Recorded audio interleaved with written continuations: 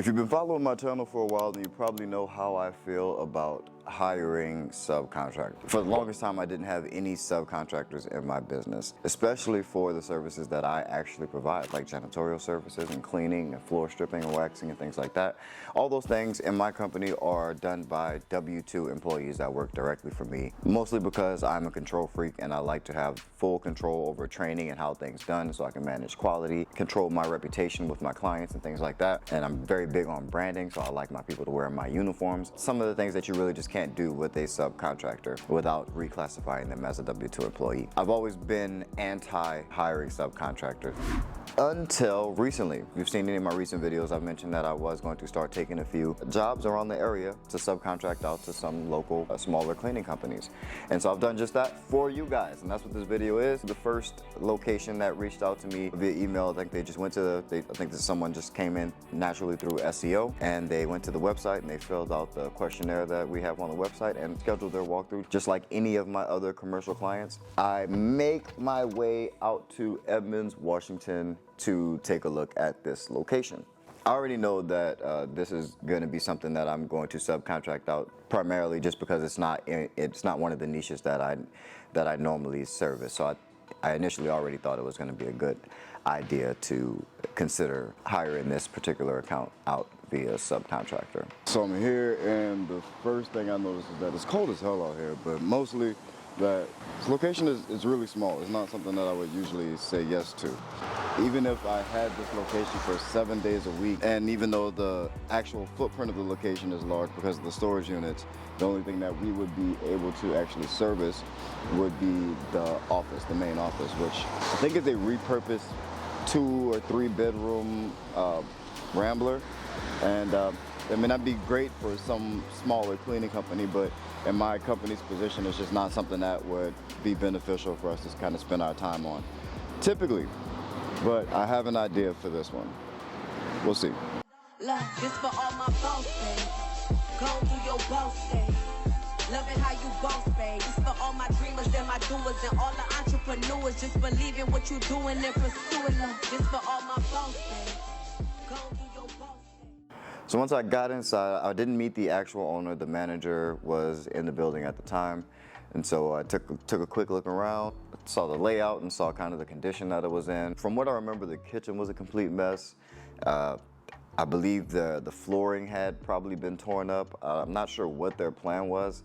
I think they may have had plans to completely change it out, and it was no longer gonna be in the 2 or 3 bedroom form that it was in. But for the most part, they just wanted us to get the place tidied up so that they could continue doing further work on the location. So I didn't experiment with pricing. I just priced it how I would normally price a location like this. Figured I would just budget to pay out a subcontractor the total amount that I would pay whatever group of employees that I would have work an account like this. I just did the math according to those same calculations. After I did the walkthrough, that was actually the last day that I was able to visit this location. I think a couple other things came up. I had a really big deal that I was really excited about come across my table, so I got a little bit caught up in that. I have a video coming out on that very soon, so stay tuned to the channel. But because of that, I wasn't able to make it back to that location to do any of the other follow-up stuff that we normally do, like taking pictures to put on the app, or meeting with the subcontractor,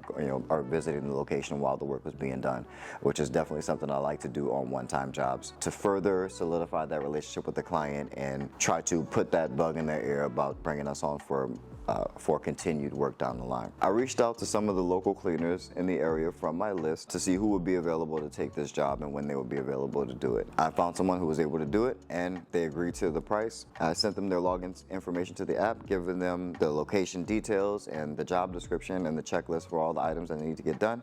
And I trusted that my process and my procedures would take over and that they would be able to get that job done. And I was right. So even though I wasn't able to get back to that account to talk to the manager more or meet the owner or check on the job, I was able to know that the job got completed. I received before and after pictures. It looks like they did an incredible job.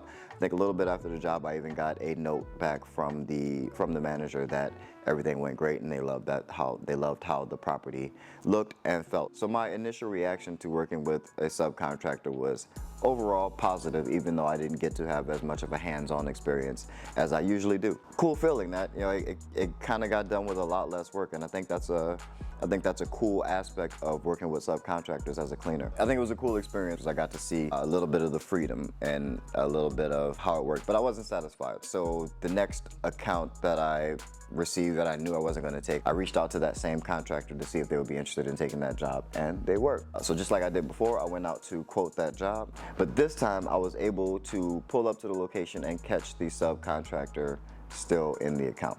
All right, so I just pulled up to the location, and I'm about to go and see if I can check on one of my newer contractors. Been working a few jobs for me, but I haven't been able to actually physically see them at work since they signed up with the company. So you guys know I'm new to this whole contractor stuff.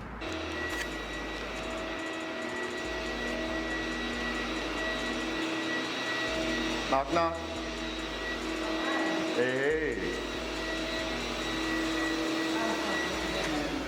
How's it going? Good. I'm learning how to use this damn thing. Yeah. Oh, so you only took a. I realized I was like, I You think only you took probably, that. Going pretty good though. yeah. Easy. It would have probably brought a push vacuum for some of it, maybe. Yeah, push probably would have been a little bit easier. Do you have one? Because I didn't know if you had one. With me, on me, no, I do not. There's definitely some at the And office. you see, I was like, why did I grab it? Alright, so that is that. We're gonna leave this location. We'll head to the office. Just gonna put some stuff together. I gotta get back to the office and do some more YouTube videos. I haven't been doing YouTube videos for a minute, man. Yeah, like I said, I took a whole month off.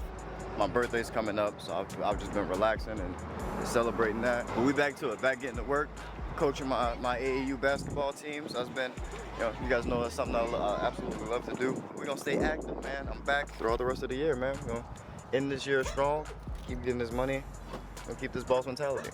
I stayed for a little while, took some pictures of the location, chatted with my subcontractor.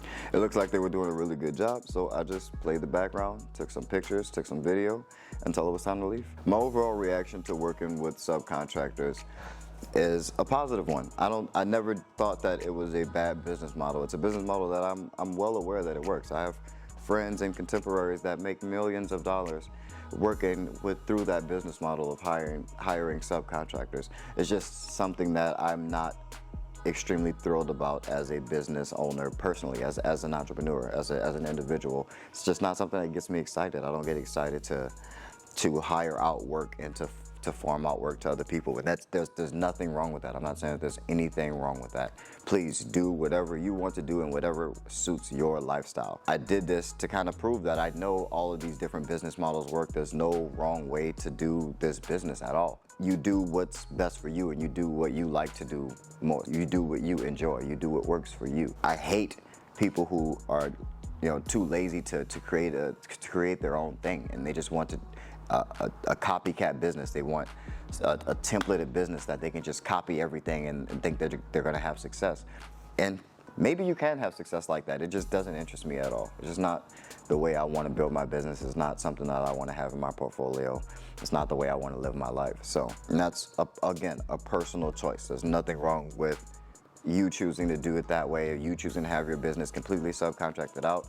I think it's a beautiful business model. It allows you a lot of freedom. It allows you to think a lot less about the training and the equipment and things like that. I am definitely going to continue to use subcontractors in my business, especially for jobs like this that are out of the niches that I target and that are typically too small or that are smaller than jobs that I would typically accept within my cleaning company. I've generally always used subcontractors for the services that I don't offer directly in my company. So like carpet cleaning, or like high-rise window cleaning, or pressure washing, or parking lot pickup. And that's one that I do both of. Sometimes I'll subcontract it out. Sometimes I'll give that work to some of my W-2 employees that maybe need a few extra hours to accomplish some goal, or that just want to make some extra money. That's how I think about it. I think it's a really cool business model. It's just not something that I'm extremely excited about building my foundational business on. Take that as you will.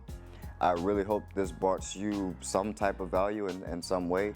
and helps you decide, I guess, whether or not you want to build your business model by using, build your commercial cleaning business by using subcontractors or by using W-2 employees. I don't think there's a wrong way. I don't think one way is better than the other. I think one way is going to be better for you, and that's the way that you should be searching for. So again, hope this brought you a lot of value. Like this video. It really helps. YouTube algorithm loves the likes, so feed it as many likes as you can. I hope this video can get at least 240 likes for your boy. I would really appreciate that. And subscribe to the channel. One of the best things you could be doing for your business is to be on a continuous learning journey, and that means subscribing to channels like this. Channels run by people who are doing exactly what you're trying to do. So if you're trying to build a commercial cleaning business, then this would be a very smart choice to make in subscribing to this channel and all the other channels that do exactly what you're trying to do. So take in as much knowledge as you can. That's a smart thing to be doing. Love you guys. Keep that boss mentality. Peace.